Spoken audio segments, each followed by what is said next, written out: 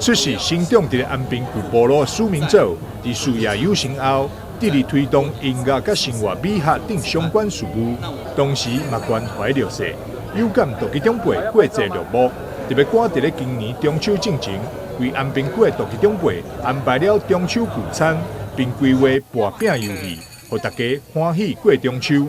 这一次呢，我们办这个安平区的弱势以及独居老人的中秋餐会。那么，我们期待能够在中秋节这个重大的节日的时候，我们给这些老人们带给他们一些温暖。事实上，像这样子的活动呢，在安平区已经办过非常多次。那我们针对着这个沙滩社区的老人，从20多年以前就开始办。那尤其是我有把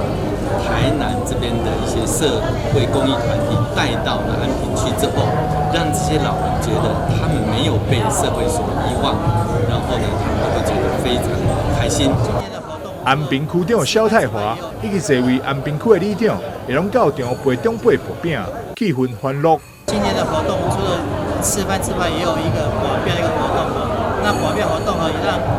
这些长辈能够有非常快乐的一个活动。那这边前几名也有办理一个奖金的一个发放感谢树头上的义举。那我们希望说，藉由这样的一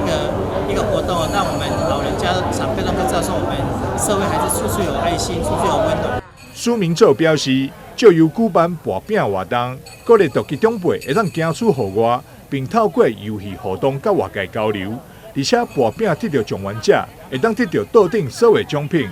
状元嘛会当将奖品分享给公道，和这个动手动脑的薄饼游戏，嘛会当分享喜悦。